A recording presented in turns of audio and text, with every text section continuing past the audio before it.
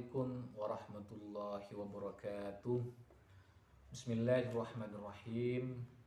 Alhamdulillah wassalatu wassalamu ala Rasulillah Sayyidina Muhammad ibni Abdillah.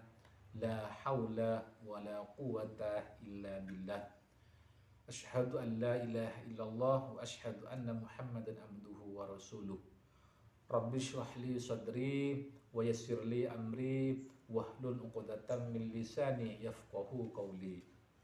Amma ba'du. Para sahabat subscriber dan para sahabat yang dirahmati Allah Subhanahu wa taala, seperti biasanya kami di sini akan menyapa teman-teman semua, baik yang ada di seluruh Indonesia maupun yang ada di luar negeri, baik Singapura, Taiwan dan Malaysia. Teman-teman, kami sapa dari sini. Semoga teman-teman dalam keadaan sehat semua sehingga bisa beraktivitas sehari-hari tentunya di jalan yang diridhoi oleh Allah Subhanahu wa taala. Amin amin ya rabbal alamin.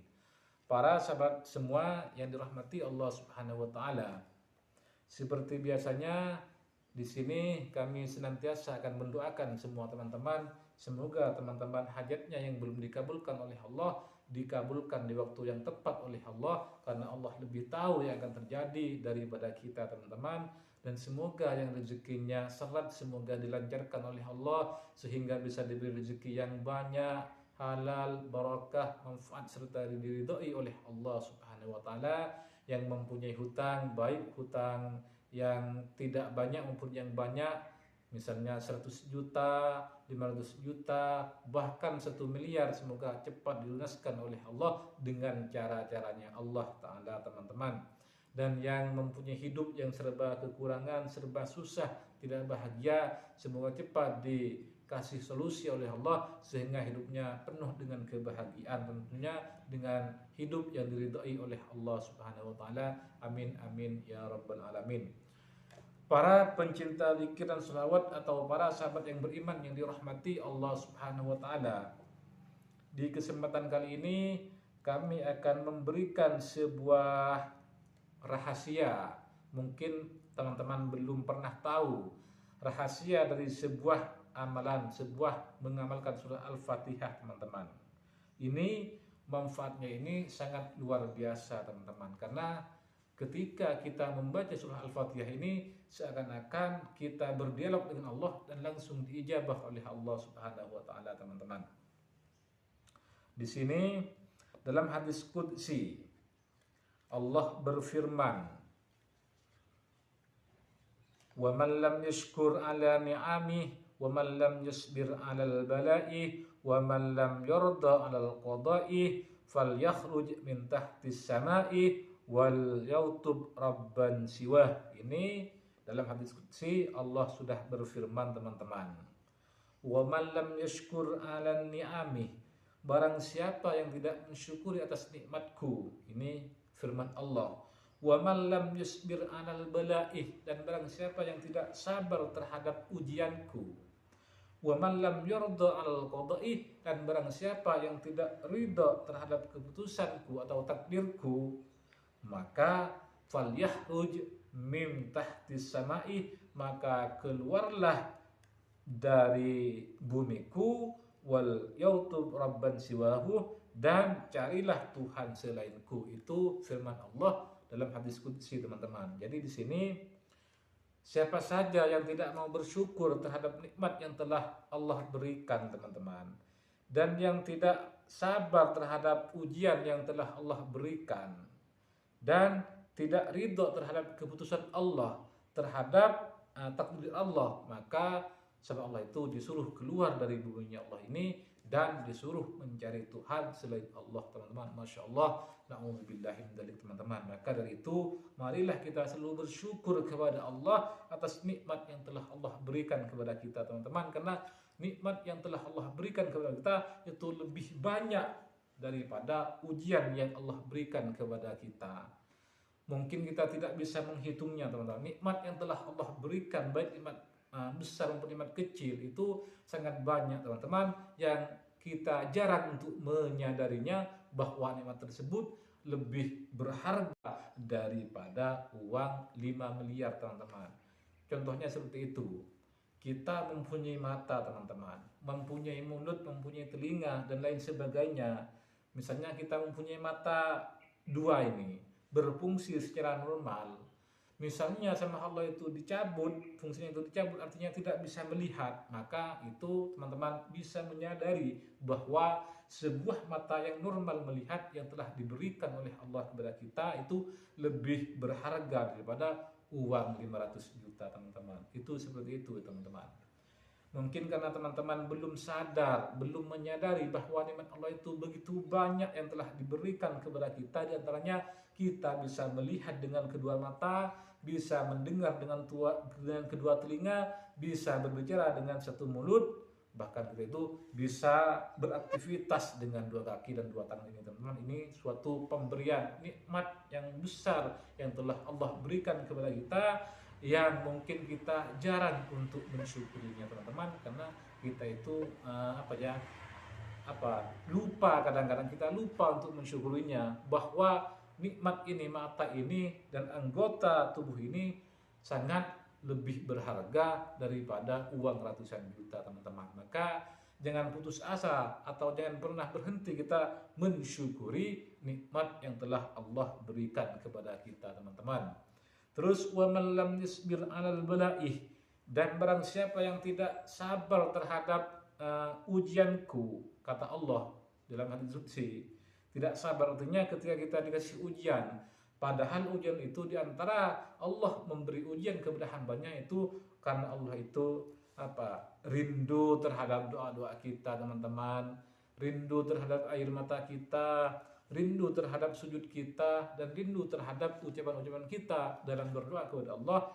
Makanya kita itu dikasih ujian oleh Allah sehingga kita bisa mendekatkan diri kepada Allah, melalui doa-doa atau ibadah lainnya, baik sholat yang 5 waktu maupun sholat sunat lainnya teman-teman. Maka kita harus sabar terhadap ujian yang telah Allah berikan kepada kita teman-teman, karena Allah itu menguji kita agar kita itu kembali lagi, dekat lagi kepada Allah, karena Allah sudah rindu terhadap doa-doa kita ketika kita itu diberi ujian teman-teman. Maka kita harus sabar teman-teman.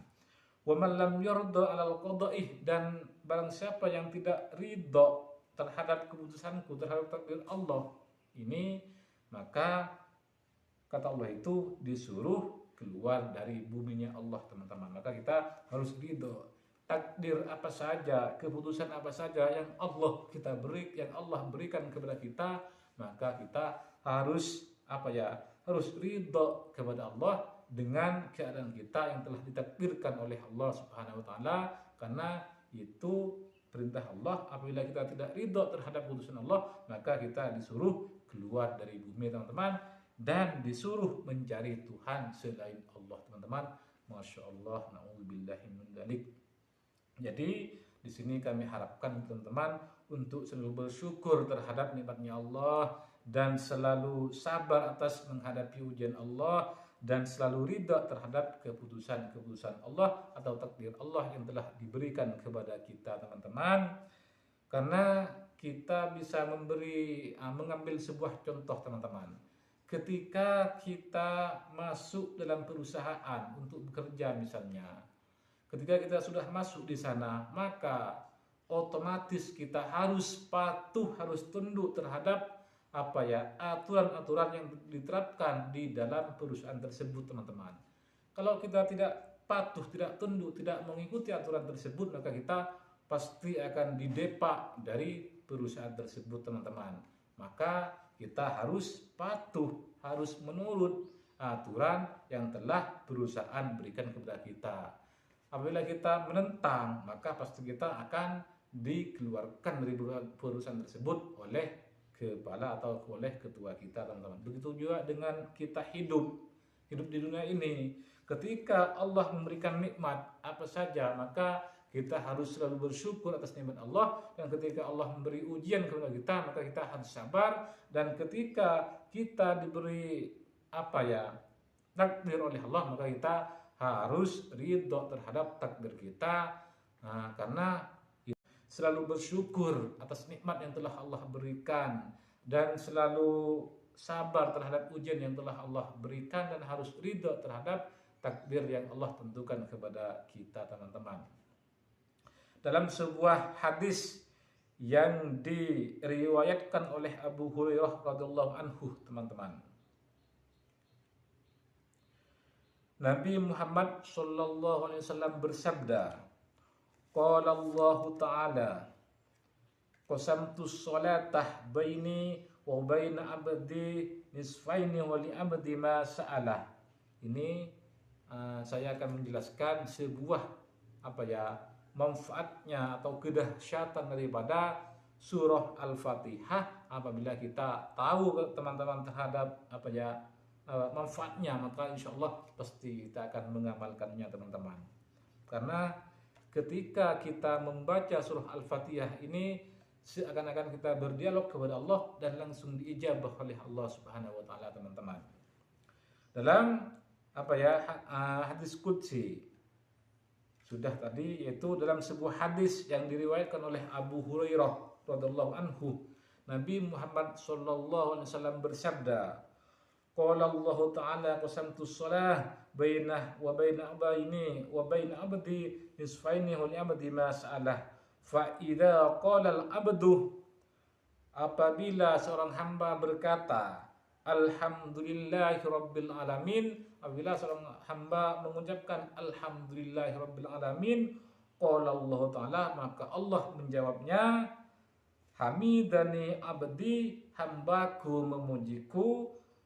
Dan apabila seorang hamba mengucapkan Ar-Rahmanir Rahim, wa idza qala Ar-Rahmanir Rahim, ketika seorang hamba mengucapkan Ar-Rahmanir Rahim, qala Allah Ta'ala, maka Allah juga berkata, asna alaihi abdi, hambaku mengulangi pujian kepadaku. Wa idza qala Malik Yaumiddin, ketika seorang hamba mengucapkan Malik Yaumiddin, qala Allah bersabda, majaddani abdi, hamba mengagungkanku atau hambaku telah menyerahkan urusanku kepadaku.